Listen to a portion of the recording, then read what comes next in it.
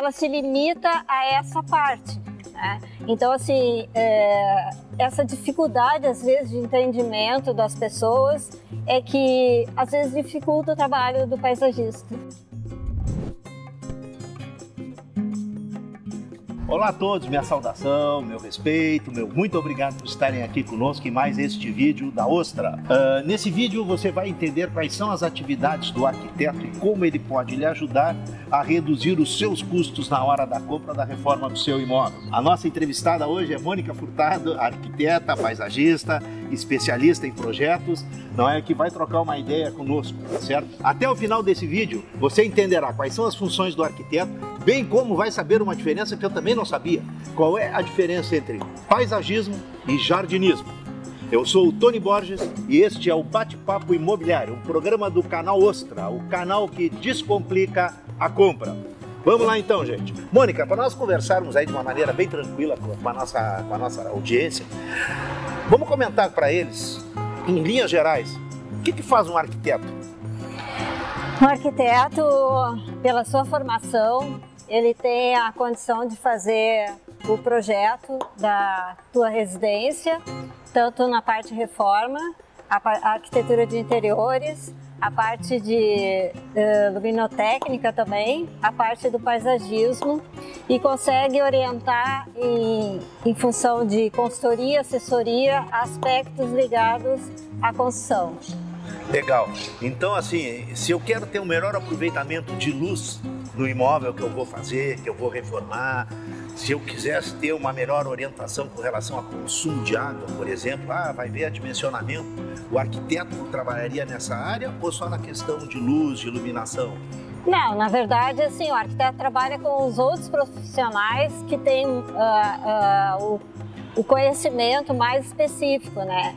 Na parte de sustentabilidade, o arquiteto também atua porque existe a opção de ter o conhecimento. Na parte de iluminação, geralmente se tende a ter a especialização em luminotécnica e junto com o engenheiro eletricista. Legal, então na hora que o arquiteto está estudando um projeto, mesmo que seja de reforma, digamos assim, existe uma preocupação com a iluminação direta, vamos dizer, alteraria alguma função em tamanho de janela, por exemplo? Eu te aconselho a mudar o tamanho dessa janela, a redimensionar ela para aproveitar uma maior incidência de luz nesse caso? Na verdade, assim, existe um código de obras, cada cidade tem o seu, mas a gente pode aproveitar em função do tamanho, especificar janelas maiores e também deixar de fazer a construção em área sul, que geralmente é frio e dá muita sombra no inverno, né? Legal, então, estão vendo aí, pessoal, às vezes a gente pensa, não é, que vou resolver por mim mesmo, porque eu sei onde é que eu gosto do sol, não é? Eu acho que isso é mais bacana, que assim ficaria melhor. Presta bem atenção, existem pessoas que são especializadas, estão formadas para isso, que podem nos ajudar em muito, não é? Tu pensa às vezes que está economizando, vou economizar aquele custo com o arquiteto, né, aquele custo de projeto. Na realidade a gente está gastando mais, porque depois tu vai ter uma despesa mais tarde com maior consumo de energia, as peças não ficaram com aquela distribuição do jeito que tu pensava e coisa parecida. E eu já estou antecipando esse assunto porque, Mônica, qual é a tua sugestão para quem está comprando o imóvel e sabe que vai ter que fazer alguma reforma ou gostaria de fazer alguma reforma? Olha, eu sugiro sempre contratar um arquiteto, se não no primeiro momento de um projeto, mas de uma consultoria, uma assessoria. Até na compra, muitas vezes o arquiteto ajuda a dar a noção de insolação, iluminação, espaços que o cliente precisa e que talvez na hora não perceba que a ambição, assim, a necessidade dos espaços para ter essas atividades não vai ser a melhor solução. Então, eu acho que sempre o arquiteto, se ele conseguir ao menos contratar uma consultoria ou uma assessoria, vai ajudar bastante e orientar na futura compra. Legal, legal. Até porque às vezes ele quer, eu queria ter um escritório, não é? Eu preciso alocar uma peça, será que eu consigo? Tendo a indicação profissional, certamente ele vai saber se consegue ou não colocar exatamente, isso aí. Exatamente. Até às vezes o reaproveitamento de móveis que vêm de outras casas, isso é bem comum. Legal. Mônica, me diz uma coisa, Nessa questão da reforma do arquiteto está ajudando, não é? Está acompanhando. Digamos que o comprador lá, ele contratou o arquiteto para dar essa mão. Cara, vou te ajudar. Claro que o ajudar ele é um custo que a gente sabe que vai ter. Não vamos tratar aqui do custo. O que eu te pergunto é o seguinte: dentro dessas atividades, o gerenciamento de projeto, será que estaria nisso, desse projeto de reforma? Nessa questão assim, ele vai ter que contratar N pessoas, vamos supor, a pessoa não entende, eu não sei como é que funciona o eletricista, instalador hidráulico, o colocador de piso. O arquiteto faria esse tipo de gerenciamento nessa contratação ou isso não condiz na verdade, por ele ter uma visão total do que será necessário, os projetos necessários, até ele hoje em dia já faz, mesmo sem ter uma especialização de gerenciamento de projetos, mas ele já faz esse trabalho porque ele tem a facilidade de comunicação com a pessoa que está construindo, os engenheiros das instalações elétrica, hidráulica, ar-condicionado. Ele tem condição de orientar e acompanhar junto as definições que seriam melhores para aquele imóvel, né? Aquele projeto. Ele seria um facilitador técnico, né? Porque ele conhecendo a interface dele com os profissionais, seria bem mais simples por isso. Na verdade é o que acontece hoje em dia, né? Quando tu contrata um arquiteto, ele geralmente já fica responsável por todo o gerenciamento, se não da obra em si, mas o acompanhamento de obra, né? E a compatibilização dos projetos da arquitetura, paisagismo e os complementares. Gente, olha só, eu tenho alguns anos de experiência no mercado, né? São mais ou menos 30, para assegurar para vocês uma coisa. Todas as vezes que nós acompanhamos nossos clientes, nossos amigos que vão fazer reforma, é um estresse tremendo na família, porque você vai ter que aprender de um assunto que não se preparou. Eu faço sempre um comentário, Mônica, que é assim: imagina se eu fosse no neurologista e eu quisesse estudar primeiro como é que funciona a parte da medicina que estuda o cérebro, entendeu? É para maluco. O mercado imobiliário, gente, ele é igual. Porque não é porque a gente mora numa casa que nós somos obrigados a saber tudo de casa. Tem as pessoas que estudaram para isso, estudaram para reformar. Porque senão, eu tenho cabeça, eu teria que saber tudo do meu cérebro, né? Sim, Então a gente procura levar isso aí mais tranquilo. Se você está gostando do vídeo e quer continuar por dentro do melhor conteúdo do mercado imobiliário, clica aí no botãozinho vermelho, te inscreve, tá certo? Porque tu vai estar sempre recebendo as informações atualizadas. E por falar nisso, já clica o sininho aí, porque aí tu não vai nem ter que procurar. Nós já chegamos e enviamos automaticamente tudo que chegar de novo, tá bom, gente? Mas vamos adiante, Mônica. Vamos agora àquela perguntinha lá do começo, que eu fiquei bastante curioso, e a nossa audiência aí deve estar curiosa, também deve estar com interesse. Qual é a diferença entre paisagismo e jardinismo? Na verdade sempre existe assim, uma certa dificuldade de entendimento, né? O paisagismo é uma área específica da arquitetura, né? E o jardinismo, ele é parte mais do jardim. O paisagismo, tu tem os projetos, aonde tu tem a parte de escadas, taludes, piscinas, quadras de esportes, anfiteatros em grandes áreas, né? E a parte, então ele engloba tudo isso, a parte de irrigação, a parte de energia. E o jardinismo, ele é mais específico ao jardim, onde tu até pode fazer o projeto na formação do jardim, especificar a vegetação, né? Também pode especificar a vegetação, mas ela se limita a essa parte, né? Então, assim, essa dificuldade, às vezes, de entendimento das pessoas é que, às vezes, dificulta o trabalho do paisagista. Dá pra gente entender claramente, não é? E fica uma coisa bem mais ampla do que se pensa, né? Normalmente, quando se fala em paisagismo, o que o pessoal já pensa? Vou colocar as árvores, as plantas, o gramado, onde está isso. E pelo que se vê, não é. A questão de paisagismo, ela engloba toda a questão estrutural de um empreendimento, certo? Seria, de repente, a alocação dele, a situação, a implantação num todo, né? Dessas áreas. O paisagismo também tem essa parte da vegetação, né? Sim, perfeito, mas é uma das partes do paisagismo e não o exclusivo, né? Porque a gente fala assim, paisagismo. É a pessoa que cuida das plantas, das árvores, da reposição, essas coisas, então, é bem mais amplo. Me diz uma coisa, Mônica, em casas ou prédios que possuem áreas externas, quando é que se deve contratar o paisagista?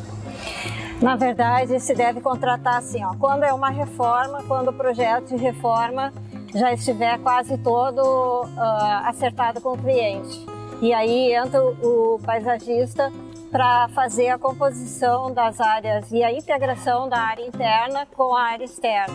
Na verdade, isso é super importante porque muitas vezes a gente tem que fazer instalações de elétrica, hidráulica, e se já está na obra é uma facilidade, porque senão tu tem que abrir valas novamente, ver espaços, mexer em coisas que já estão prontas, quando não teria necessidade se houvesse a preocupação. E até mesmo assim, né, tu conseguir integrar áreas internas com as áreas externas. Mônica, como o paisagismo pode estar inserido em ambientes internos do imóvel, já que ele é tão amplo, né, esse processo de paisagismo, agora que a gente já entendeu um pouquinho mais, ele também funciona para fazer o cuidado interno nas áreas internas, nas áreas comuns, ou até na própria área privativa dessa unidade? Sim, na verdade, hoje em dia, assim, se fores ver, todos os empreendimentos, eles têm área de hall, em área de interligação entre blocos, um espaço tratado, que de repente não fica muito voltado à parte da vegetação, mas